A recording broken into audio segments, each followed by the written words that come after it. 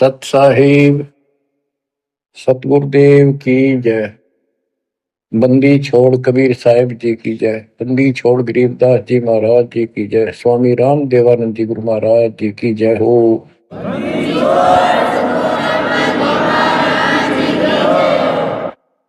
सर्व संतों की जय, सर्व भक्तों की जय, धर्मी पुरुषों की जय। श्री काशी धाम की जय, श्री सुडानी धाम की जय, श्री क्रोथा धाम की जय, श्री बरवाड़ा धाम की जय। सत साहिब परम पिता परमात्मा कबीर जी की असीम रजा से, कलम तोड़ रजा से आपको परमात्मा की शरण प्राप्ति, आपकी किस्मत, आपकी तकदीर, आपके लक का कोई एस्टीमेट नहीं लगाया जा सकता। आप कितने पुण्यों से भरे हुए हो। आपको उदाहरण दिया जाता है कि आज आप कितने ही निर्धन हो या धनवान हो, परमात्मा की शरण में आ चुके हो। आपके भक्ति संस्कारों का, मोक्ष प्राप्त करने वाले भक्ति धन का कोई अभाव नहीं है, कोई कमी नहीं है। लेकिन इस समय में, इस मनुष्य जीवन में जो शरण में नहीं आएंगे, इस भक्ति काल में, भक्ति युग है, युग एक नया युग शुरू हो गया। इसको मोक्ष युग, भक्ति युग, कलयुग का ये सतयुग शुरू हो चुका है। ये सतयुग उनको होगा जो समर्थ की शरण आ जाएंगे। बच्चों, आपको उदाहरण दिया जाता है, आप आज के नहीं लगे हो, बहुत युगों से परमात्मा की भक्ति में लगे हुए। वैसे तो जिस दिन से अपने भगवान को छोड़कर, अपने पिता को छोड़कर हम इस काल के साथ आए थे, कुछ दिन के बाद इसकी स्वभाव और बकवादों का एहसास हो चुका था। हम जो धन लाए थे वो लूट लिया था और फिर हमारे से मजदूरी कराता है। पृथ्वी पर जाओ, भक्ति करो, स्वर्ग में आओ, महास्वर्ग ब्रह्मलोक में आओ। वह इनके होटल हैं। हमारी भक्ति के धन से ही अपना कारोबार चला रहे हैं। 21 ब्रह्मांड ऐसे चल रहे हैं। जैसे उदाहरण दिया था, दास जब जूनियर इंजीनियर की नौकरी करता था, अपने काम पर था, लेबर लगी हुई थी, दोपहर के समय एक पेड़ के नीचे बैठे थे, वो खाना खा रहे थे, हम भी, और कोई आसपास छाया थी नहीं, उसी के नीचे चले गए।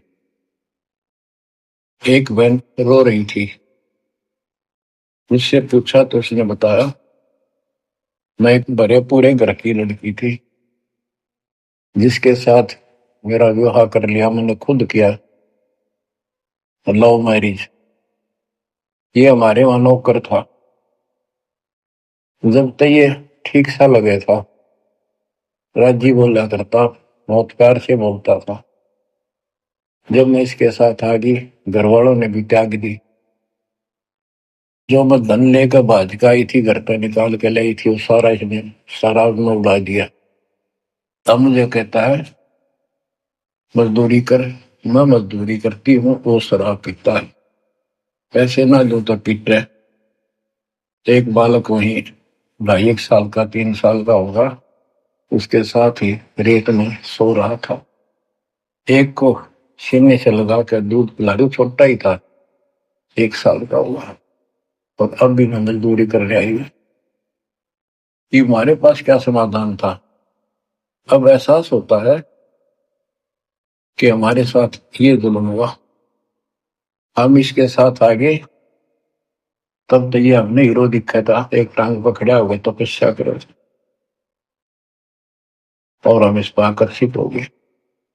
अब यहाँ के दुरुक्ति कर दी, इसने सब धन लूट लिया हमारा। अब हम अपने घर उतना ही धनी होकर जा सकते हैं, और उतना ही लगाव जितनी तरफ इस नालायक के साथ हमने आने की थी, इतनी तरफ वहां जाने की होगी। तब वो स्वीकार करेगा। बच्चा इस गंदे लोक में आ गया। परमात्मा उसमें बताया करते थे, धर्मदास जी को बताया कि तुम गलत जगह आ चुके हो, आपको यह भ्रमित कर दिया, इस अधूरे ज्ञान में आपको वो जाकर खड़ा कर दिया, आपको रास्ते का पता नहीं, आपका घर बुला दिया। तो बच्चों, जिस दिन से भगवान से बिछड़े हो, आपको एहसास हो रहा है कि वो सुख है नहीं जिसकी हमें खोज है। सुख माने परम शांति। अब जैसे हम वेद पढ़ते हैं, गीता पढ़ते रहे, वेद पढ़ते रहे, इनमें स्पष्ट किया है 40वें अध्याय के 10वें श्लोक में कि कोई तो परमात्मा को साकार कहता है, कोई निराकार कहता है, कोई तो कहता वो प्रकट होता है जैसे अवतार धार का, कोई कहता वो कभी प्रकट नहीं होता, कभी जन्म नहीं लेता।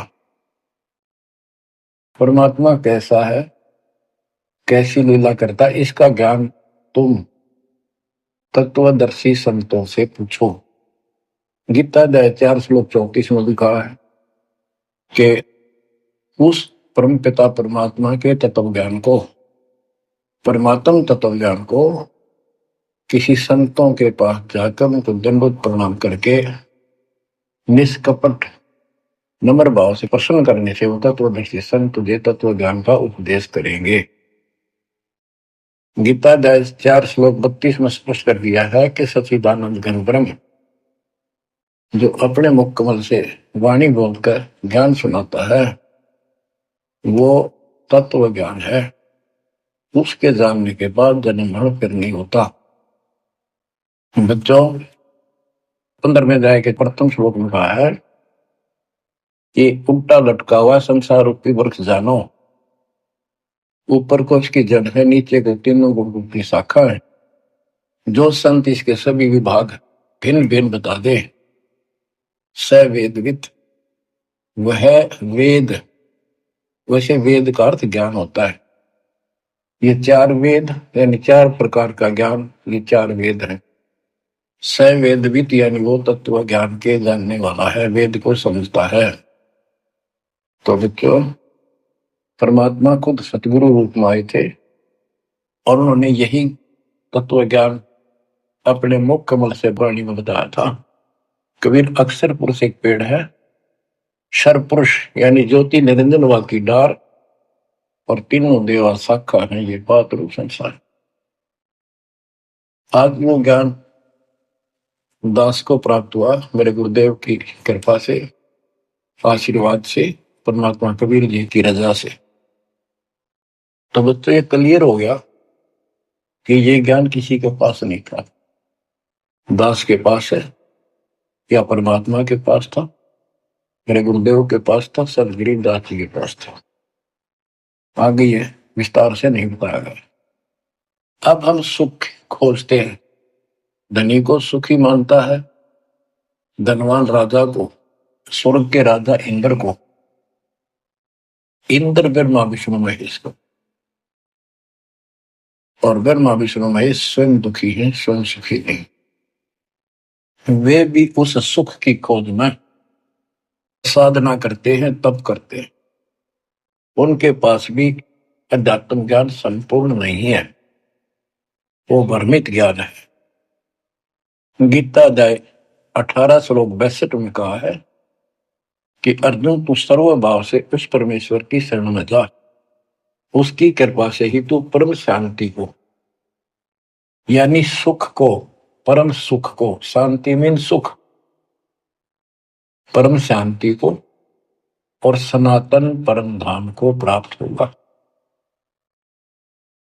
तो बच्चों, सबसे पहले आपको यह ज्ञान होना चाहिए कि हम कौन हैं, कहां से आए हैं, और इस मनुष्य जीवन का उद्देश्य क्या है।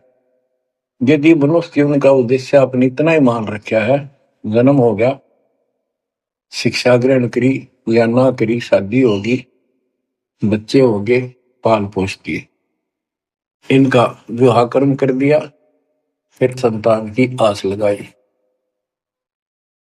चलो जो भी है ठीक है, हुआ। अच्छा, इस दौरान पता नहीं क्या क्या घटना घट जाती है, कोई मरता है, कोई बचता है, कोई रोगी, कोई कोढ़ी हो जाता है, और फिर मर गए। क्या यही काम था? ये तो पशु पक्षी भी करते, फिर मनुष्य जीवन की क्या आवश्यकता थी, ये अब पता चला। तो सबसे पहले हम सतलोक में थे। सतपुरुष एक सिंहासन पर विराजमान थे, जो कमल के फूल के आकार का। वहां से उन्होंने 4 लोक रचे ऊपर के, अकलोक, अगमलोक, अलखलोक, नीचे वाला सत्यलोक। प्रत्येक में 4 सिंहासन इसी प्रकार के तैयार किए। उन सिंहासन पर विराजमान हुए, अलग अलग नाम से, अलग अलग रूप से। सतलोक में विराजमान होकर सतपुरुष ने, हमारे पिता ने, वहां सतलोक के अंदर की अन्य रचना की। सबसे पहले 16 द्वीप एक वचन से किए, 16 वचनों से 16 पुत्रों की उत्पत्ति की। आपको सृष्टि रचना में बहुत बार सुना है। अचिंत नाम का उनका एक पुत्र है। उनका भ्रम खत्म करने के लिए ये बीच में टांग डावे, उसे कहा कि विशेष सृष्टि आप तो। अचिंत ने अपनी शब्द शक्ति से एक व्यक्ति उत्पन्न किया, लड़का नौजवान, वो अक्षर पुरुष का लाया। अक्षर पुरुष मस्ती में जाकर उस मानसरोवर में सो गया। वहां श्वास से शरीर नहीं है, अमृत जल उसमें डूब कर मरते थी। शतलोक में मृत्यु नहीं है, ये शरीर ऐसा है। काफी वर्षों तक वो उठा नहीं।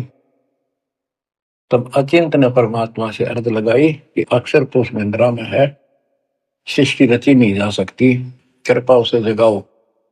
तब परमात्मा बोले, बच्चा, जिसका काम उसी को साजे, और करे तो मूर्ख बाजे। ये तुम्हारे बस का नहीं है, आगे से ऐसी गलती ना करना। हाथ जोड़े, माफी मांगी कि प्रभु गलती नहीं होगी, हमें अपने औकात का पता चल गया। तो परमात्मा ने समर जल से जल लिया, सरोवर से, अपनी शक्ति से गंडा तैयार करके उसमें छोड़ दिया। बहुत बड़े आकार का हो गया, जैसे जादूगर करते। वो गड़गड़ गड़गड़ करता हुआ नीचे गया। अक्सर पुरुष की निंद्रा खुल गई उस गड़गड़ाहट से। उसने, जैसे इंसान सुता जागता है, थोड़ा सा उसके मन में कुछ विक्षुप्तन जगा दे, जो मन मस्ती से सोता है, जिसको किसी का डर नहीं, तो एकदम गुस्सा सा होता है। उसने देखा तेरी नींद किसने खोल दी। क्रोध से देखा, वो क्रोध उस अंडे में प्रवेश कर गया। उससे वो अंडा पक कर फट गया, ज्योति निरंजन निकला। वहां इसका नाम कैल है, कैल। तो परमात्मा ने कहा, तुम दोनों बाहर आओ। दोनों बाहर आए, जाओ अचिंत के लोक में। कुछ दिन के बाद इस ज्योति निरंजन के मन में खुरापात पैदा हुआ कि हम 3 एक द्वीप में, और हमारे अन्य भाई सब एक एक द्वीप में। मैं अलग से राज लूंगा, तप से राज मिलेगा। इसने तप किया शुरू में, सत्ययुग। तब परमात्मा ने कहा, भाई क्या चाहता है? उस दौरान परमात्मा ने हम सब आत्माओं को उत्पन्न कर दिया। उसके बाद तुरंत सतलोक भर दिया। हम वहां मस्ती से रहने लगे, हमारा परिवार सब कुछ बन गया। उस दौरान हमने, वहां सारा सुख था। जब सुख होता है, जब बकवाद बाती है। आज जैसे बच्चे स्कूल में पढ़ते हैं और पैसे वालों के बच्चे हैं, वो फिल्म देखेंगे और बकवाद करेंगे, और गरीबा के बच्चे हैं, बेचारे एंड टू माउथ है, स्कूल कॉलेज जाएंगे, अपने घर आ जाएंगे। इसी प्रकार हमें वहां सुख था। सुख हमारे में सो आया नहीं, हमने सोटा नहीं। बकवाद भाई, यू नंगड़ पसंद कर लिया। यू आप भिखारी था भगवान के सामने, और हम इसको चाण लाएंगे। जैसे उदाहरण दिया था, वो लड़की अपने नौकर को चाण लागी और बाप की व्यवस्था को भूल गई, जिसने इतना सुख दिया, जन्म पाली पोसी।